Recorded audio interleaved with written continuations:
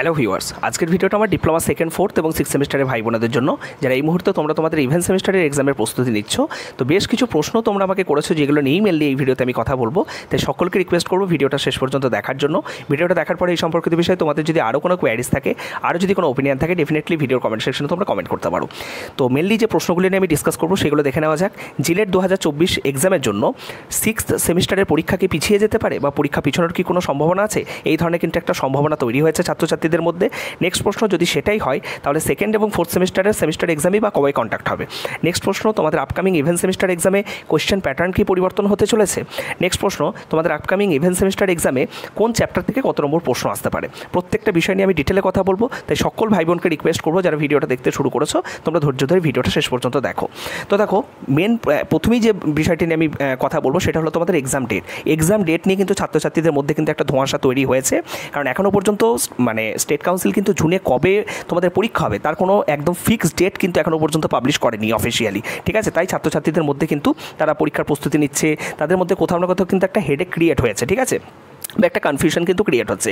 Mainly আরও specifically বলতে গেলে সিক্স সেমিস্টারের ছাত্রছাত্রীদের, কারণ সিক্স সেমিস্টারের যারা ছাত্রছাত্রী তারা বেশিরভাগই হচ্ছে জিলেট এক্সাম দেয়। তো জিলেট এক্সামটা বেসিক্যালি তোমাদের কন্ডাক্ট হবে এই বছর টেন্টেটিভলি 29th of June। তা 29th of June যেহেতু কন্ডাক্ট হবে, তো অনেকেই ভাবছে তোমাদের এক্সামটা কিন্তু জুলাইয়ে হয়তো হতে পারে, ঠিক আছে? জুলাই হওয়ার হয়তো একটা সম্ভাবনা রয়েছে, জুনে হয়তো এক্সামটা হবে না। তো দেখো, বেসিক্যালি এখানে আমরা যেহেতু এখনও পর্যন্ত কোনো অফিসিয়াল ডেট ঘোষণা হয়নি, তাহলে এখান থেকে আমরা কিন্তু অনেকগুলো পারমুটেশন কম্বিনেশন করে অনেকগুলো সম্ভাব্য ডেট কিন্তু আমরা বের করতে পারি, বা কী কী পসিবিলিটিস হতে পারে, ঠিক আছে? কবে নাগাদ তোমাদের পরীক্ষা হতে পারে, অনেকগুলো সম্ভাবনা আমরা তৈরি করতে পারি বা সম্ভাবনা আমরা দেখতে পারি।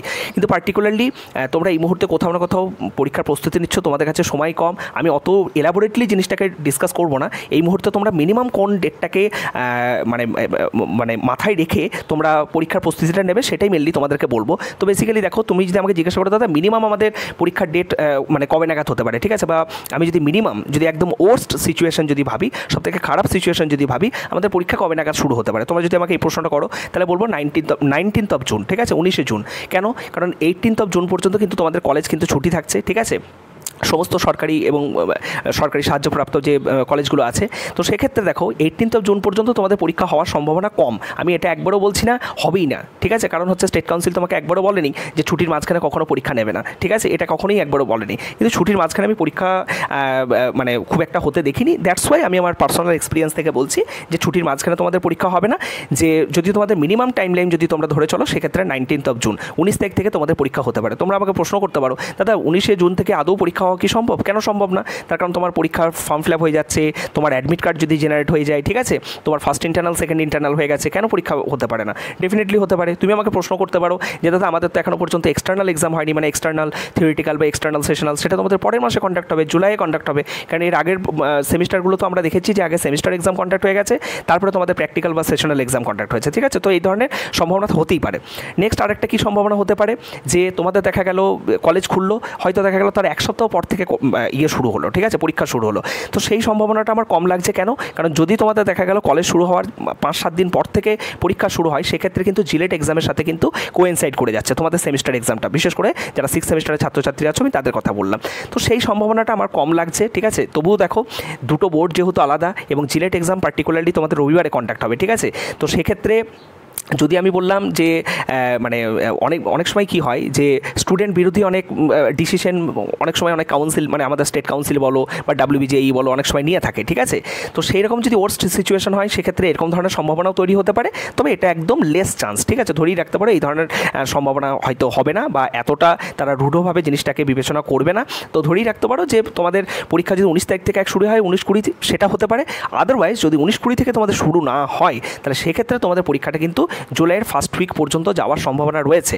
কিন্তু এখানে একটা কিন্তু বিষয়টা আছে। দেখো, কিন্তু কীরকম, যে আমরা যদি এর আগে যত অফিসিয়াল আপডেট মানে তোমাদের এক্সাম রিগার্ডিং স্টেট কাউন্সিল থেকে এসছে ইন্টারনালি বা এক্সটার্নালি, তাছাড়া তোমাদের যে মডেল কোয়েশ্চেন পেপার যে সেট হয়, ঠিক আছে, তার জন্য যে ইন্টারনালি মেল স্টেট কাউন্সিল থেকে করা হয়েছিল, সেখানে কিন্তু ওই মডেল কোয়েশ্চেন পেপারের উপর দেখবে তোমাদের এক্সাম মান্থ এবং এক্সাম ইয়ার কিন্তু লেখা থাকে। সেখানে কিন্তু স্পষ্ট উল্লেখ ছিল জুন 2024, ওকে? যদিও সেই আমি নোটিশটা বা মেলটা আমি খুঁজে পেলাম না, নাহলে তোমাদের আমি দেখিয়ে দিতাম, পরে পেলে আমি দেখিয়ে দেবো তোমাদের।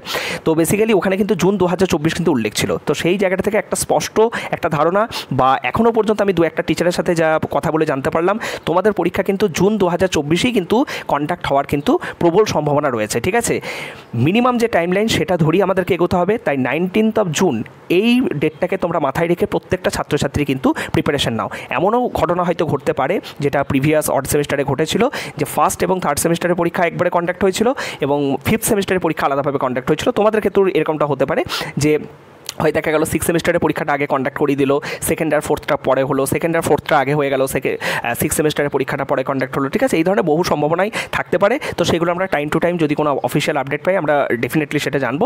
কিন্তু এই মুহূর্তে আমাদের যেটা মেন কনসার্ন, যে তোমরা 19 জুন মিনিমাম যে টাইমলাইন তোমাদের পরীক্ষা শুরু হতে পারে সেই ডেটটাকে মাথায় রেখে কিন্তু তোমরা সকল ছাত্রছাত্রী সেকেন্ড, ফোর্থ এবং সিক্স সেমিস্টারের প্রত্যেকটা ছাত্রছাত্রী তোমরা যেভাবে প্রিপারেশন নিচ্ছ জোরদার সেই প্রিপারেশন চালিয়ে যাও। নেক্সট হচ্ছে তোমাদের আপকামিং ইভেন্ট সেমিস্টার এক্সামে কোশ্চেন প্যাটার্ন পরিবর্তন হওয়ার কোনো সম্ভাবনা আছে কিনা? না, কোশ্চেন প্যাটার্ন পরিবর্তন হওয়ার কোনো এখনও পর্যন্ত কোনো সম্ভাবনা নেই। তার কারণ হচ্ছে কোশ্চেন প্যাটার্ন যদি তোমাদের পরিবর্তন হতো তাহলে কিন্তু সেটা তোমাদের স্টেট কাউন্সিল কিন্তু জানিয়ে দিত, আগেই জানিয়ে দিত। তো তোমাদের প্রিভিয়াস অড সেমিস্টারে যে কোশ্চেন প্যাটার্ন ফলো করা হয়েছিল একই কোশ্চেন প্যাটার্ন কিন্তু আপকামিং ইভেন্ট সেমিস্টারেও ফলো করা হবে। নেক্সট হচ্ছে কোন চ্যাপ্টার থেকে কত নম্বরের প্রশ্ন আসবে। এই প্রশ্নটা আমাকে অনেকেই করো, বিভিন্নভাবে প্রশ্নটা করো, কিন্তু স্পেসিফিক্যালি ইন জেনারেল প্রশ্নটা হচ্ছে এরকম।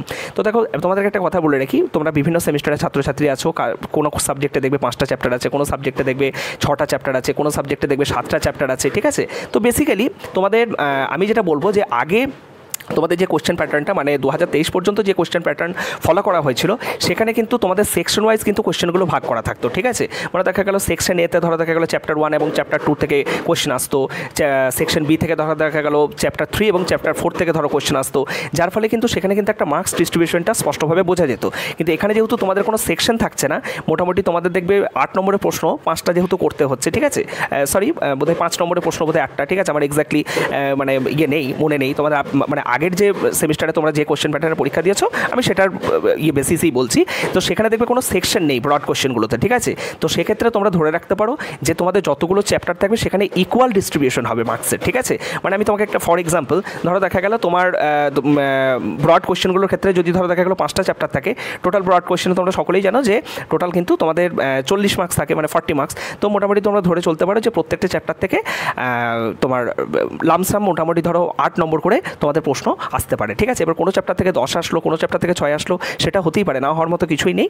তো মোটামুটি তুমি স্পেসিফিক্যালি এটা কখনোই বলতে পারবে না, বা কেউ এটা যদি বলে থাকে সে হয়তো ভুল বলবে যে তোমার এত নম্বরেরই প্রশ্ন আসবে। ঠিক আছে, সেটা কিন্তু নয়। ইন জেনারেল যেটা এভারেজ 8 নম্বর করে, মানে 5টা চ্যাপ্টার যদি থাকে তুমি ধরে রাখতে পারো ব্রড কোশ্চেন 8 নম্বর তোমার কোনো একটা পার্টিকুলার চ্যাপ্টার থেকে আসতে পারে। ঠিক আছে, এই হচ্ছে বিষয়, কিন্তু কোনো স্পেসিফিক কোনো নেই। ঠিক আছে, রুলস রেগুলেশন নেই যে কোনো একটা স্পেসিফিক চ্যাপ্টার থেকে তোমাকে এত নম্বর প্রশ্ন রাখতেই হবে। ঠিক আছে, এই হচ্ছে বিষয়। এরকম বহু ক্ষেত্রেই দেখা যায় যে কোনো একটা চ্যাপ্টার থেকে দেখা গেল তোমার এমসিকিউজ এসছে, সেখান থেকে ব্রড কোশ্চেন আসেনি। আবার কোনো একটা চ্যাপ্টার থেকে দেখা গেল দুটো ব্রড কোশ্চেন চলে এসছে, বুঝতে পেরেছো? মানে কোনো একটা পার্টিকুলার চ্যাপ্টার থেকে দেখা গেল কোনো ব্রড কোশ্চেনই আসেনি, বা কোনো একটা পার্টিকুলার চ্যাপ্টার থেকে হয়তো এমসিকিউজ আসেনি, সেখান থেকে হয়তো ব্রড কোশ্চেন চলে আসলো। বুঝলে, অনেক ক্ষেত্রে কিন্তু ইকুয়াল ডিস্ট্রিবিউশন ফলো করাও হয় না, কিন্তু আমাদেরকে মাথায় রাখতে হবে যে সমস্ত চ্যাপ্টার থেকে আমাদের প্রশ্ন আসতে পারে, যেহেতু কোনো মার্কস ডিস্ট্রিবিউশন ওইভাবে নেই। আশা করি প্রত্যেকটা বিষয় নিয়ে আমি প্রপারলি কথা বললাম। এরপরে যদি তোমাদের কোনো ধরনের কোনো কোয়ারিজ থাকে ডেফিনেটলি ভিডিও কমেন্ট সেকশনে তোমরা কমেন্ট করতে পারো। সকলে ভালো থেকো, সুস্থ থেকো, এবং এই যে টাইমগুলো তোমরা পাচ্ছ প্লিজ তোমরা সেগুলোকে প্রপারলি ইউটিলাইজ করো। Thank you.